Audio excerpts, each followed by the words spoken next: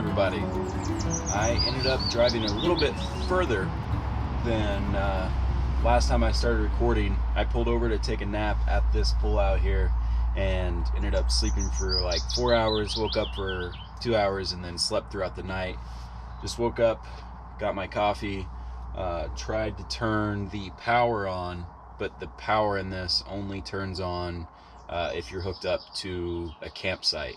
So that's going to be a little interesting, I guess, as I'm traveling around. If I see a coffee shop or a restaurant or whatever, just bring a laptop in, try and get as much charge. I really don't need it too much.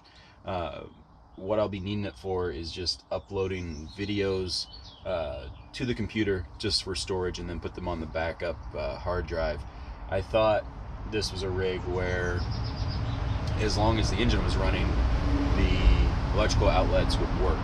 And really the only thing I need it for is the computer and possibly the drone. But I know it's kind of out of left field, just coming over to Europe to rent a camper van and just drive around. But this has been a bucket list trip of mine since, I'd say, the first van, maybe soon after. I just started thinking about how cool it'd be to rent a van and travel around the countryside of different countries. And I really do love the landscape out here in Ireland and Scotland, and it was just one of those situations. Been working really, really hard and decided to go for it, just see how it goes. And here we are over in Scotland. So driving the rig has been way more difficult than I ever imagined. There's 4 things that makes it difficult. Number one, it's on the other side of the road, or the other side of the vehicle. Number 2, it's a manual, which is using my left hand. Number 3 is actually, even though this is not a very long van at all, it's still fairly wide compared to the rest of the vehicles over here. And there's just been multiple times where I've just like kind of got chills going in between a car and a car on the side, because they just, there's not that much room on the roads here, and that's making it pretty difficult. And lastly, here in Scotland and Ireland, they use a lot of what are called roundabouts. I am getting used to it, but I still have to take a mental note every time I'm about to enter one to always look right. In the States, we look left, but there's a lot of roundabouts, and it's just one of those things where I don't want to get too comfortable and forget where to look and then cause an accident.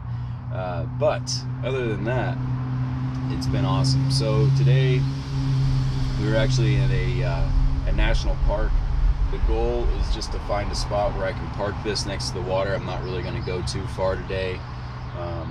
Still getting, like I said, used to driving it. It is fun to drive once I get it set up and, you know, cruising down the road and I'm back in the country. And that's no problem. It's just when I get into towns and cities, I just get a little nervous. It's a completely different traffic pattern. So if all goes to plan, I'm going to be staying out of cities, especially during rush hour. So today I got a half tank of diesel. I had 3/4 when I left Edinburgh, which is the capital of Scotland. If I do happen to find a gas station today, I'm going to go ahead and fill up. But I think it's only 45 minutes up the road where I thought I saw a pull out, and from there just kind of park, walk around, hike, explore, just relax. Came here with my friend Scott. He only had a week because he had to get back to work, so we explored Ireland and came over to Scotland for 3 days, and then he flew back, and then I rented the camper. But yeah, it's been nice just to get a complete refresh, not have anything that I have to do. I have been just keeping up with emails back in the States and keeping up with everybody, but it's been pretty much completely off the grid. But I'm gonna finish this coffee, put away my laptop, and hit the road. I know this will be in the future, but pray for me. Well, here we are, day 2. renting the camper van, the first full day. I say full day even though it's 11:30. Still dealing with a little bit of the jet lag. I did find the visitor center. It is on the right hand side of the road. What I'm finding is there's no middle lane to turn right. So say say this is the road right here. Say traffic's coming this way and we're going that way. It's really hard to find the turn lane to turn right. A lot of times they don't allow it. So for example, the lock is right over this direction, but there was no way to turn over. Obviously on the left, it's more of the land side. So that's kind of what I was dealing with. But we'll see how it goes.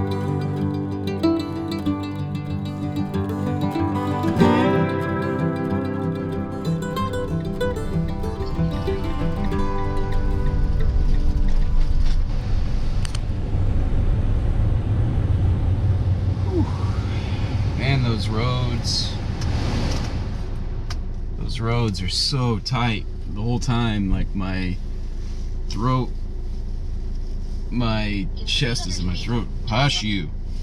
Goodness gracious. That is not what I'm used to. The tricky part is I just don't know how far to the right I'm supposed to be. I'm just not used to that.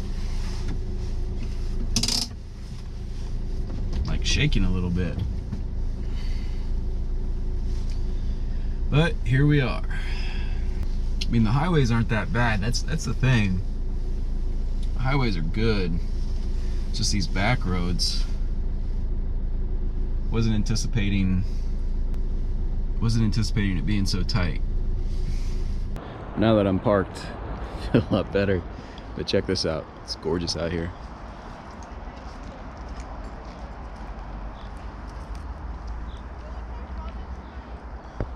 What I'm debating on doing is just staying at the visitor center. Apparently they have, well, I don't know if it's apparently, but it looks like they have shuttles, not shuttles, but boats that will take you to different parts of the loch.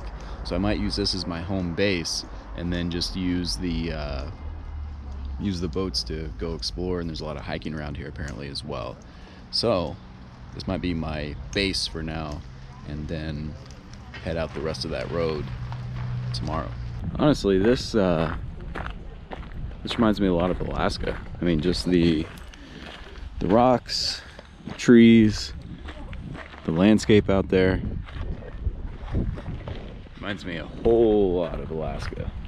It's pretty cool out here. So this is something very similar to Alaska as well. Fiddlehead Ferns. So when they're still curled up like this, you can actually cut this off and eat them. I'm obviously not going to do that because I'm not exactly 100% sure if it's the same thing, but it looks exactly like Fiddlehead Ferns up in Alaska.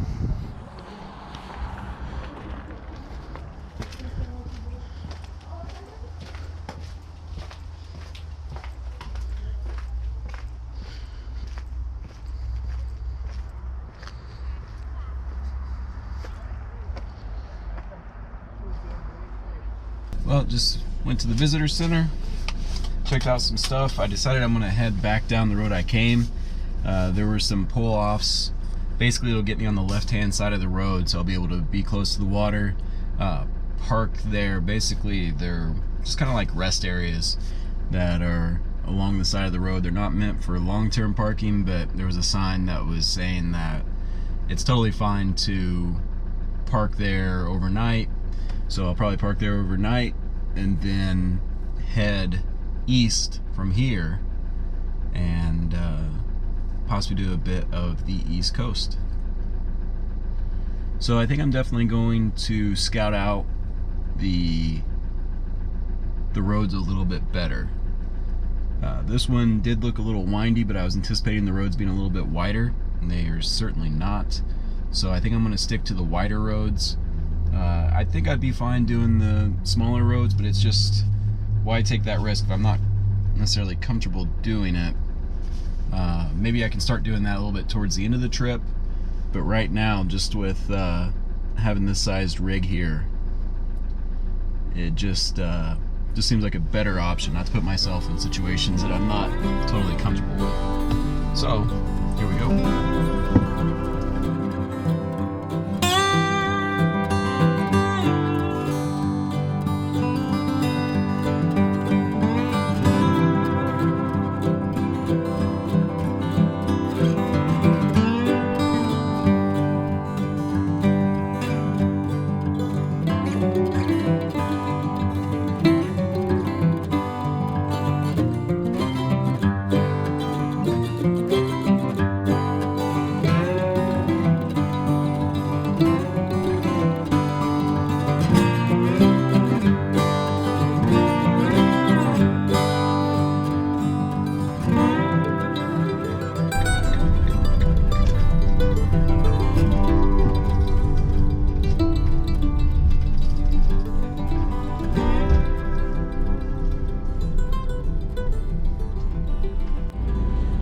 Next spot is just up the road.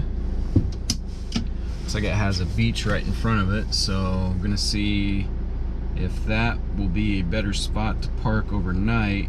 If not, I'm essentially just gonna have to drive a fair bit, do a roundabout, and find a way to turn around again, because there's no roundabouts from the spot I just came from. I think there's a walking path I can get to it. I think that's what I'm gonna do, just so I don't leave this spot and then screw myself. I'm very glad I came here to check, because there's no camping in this particular spot, which is unfortunate because they actually have back-in spots. So as you saw with the last spot, you just pull over to the side and cars go right past you, where here you could back in, open your back doors to this view.